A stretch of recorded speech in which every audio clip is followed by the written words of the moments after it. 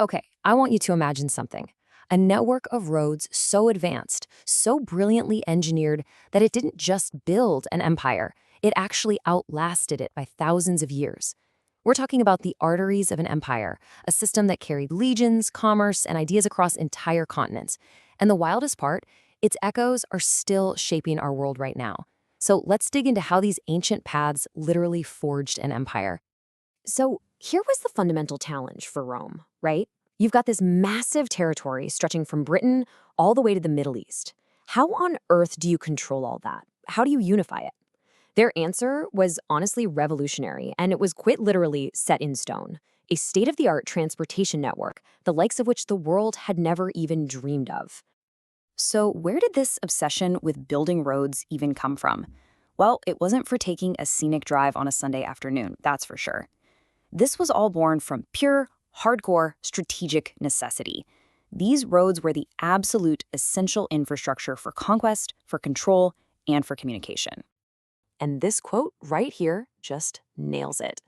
The number one driver for building these roads was the military. Full stop. It allowed Roman legions to move with a speed that was completely unprecedented at the time, to secure new territories, to crush rebellions, and just to project power to the farthest corners of the empire. You have to understand a well-built road was every bit as powerful a weapon as a sword. This timeline is a perfect illustration of that military first thinking. Take the legendary Via Appia, the so-called Queen of Roads. It began back in 312 BC as a military highway, purely to support a war. But then, as you can see, it gets extended to a major port, basically creating this vital link to the east. And it became so prestigious over time that it was eventually lined with these huge grand tombs of Rome's most powerful people. Talk about prime real estate. So once these roads were built, they became the absolute backbone of how the empire was run. Emperor Augustus made it official with something called the Cursus Publicus. You can basically think of it as the world's first national postal service. It was the central nervous system of the entire empire, moving all the vital stuff, messages, tax money, government officials, along these incredible paved arteries.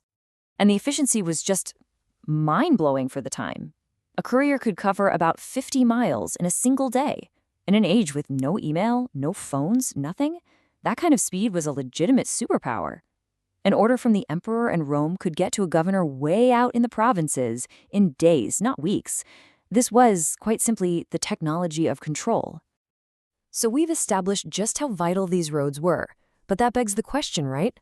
Why have they lasted for 2,000 years, when the road outside my house needs to be repaved every few years?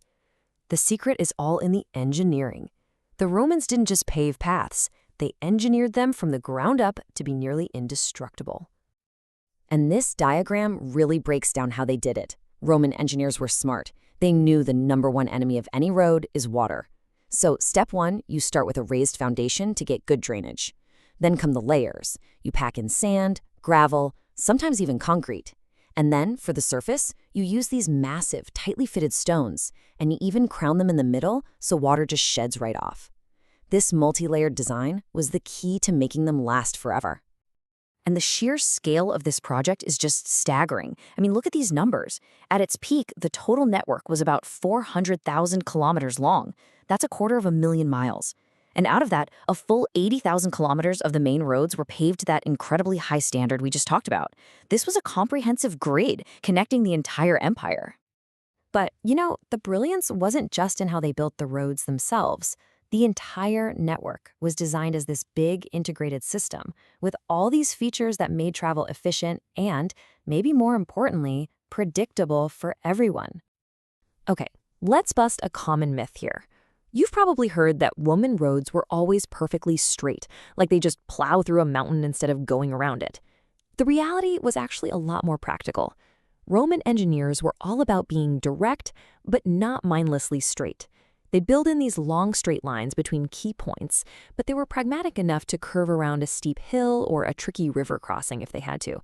Efficiency was always the real goal.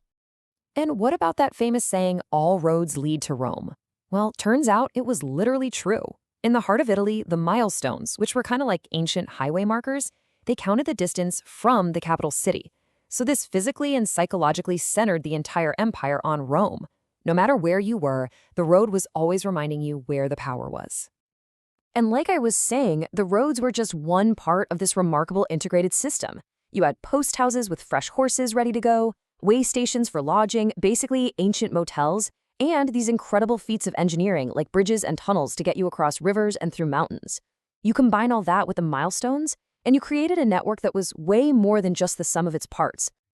This brings us to the final, and maybe the most fascinating part of the story, because this ancient network isn't just some historical curiosity. Its ghost is still with us, right now, shaping the geography and the economy of modern Europe. Which leads to a pretty wild question, doesn't it? Can a road built by soldiers 2,000 years ago really have a measurable impact on a 21st century economy? Well, according to recent research, the answer is a definitive yes. Take a look at this map of modern trade costs in Italy. The darker the red, the more expensive it is to do business. And you can see this striking pattern. The areas with higher costs today often line up with the places the Roman road network didn't reach. It's a classic case of what's called path dependence, the idea that decisions made way in the past can continue to shape the present, long after the original reasons are gone. And this isn't just some coincidence. The study that produced that map concludes that there is a direct and pretty significant link. The paths that were originally chosen by Roman military planners for strategic reasons, well, they became the foundational routes for trade and for towns, and they just got built upon layer by layer for the next 2 millennia. You can see this legacy all over Europe today. Many modern highways, like motorways in Italy or big roads in Greece, they still follow the exact paths laid down by Roman engineers. So when you're driving on many of these roads, you are literally traveling along a path that was chosen by a Roman surveyor 2,000 years ago.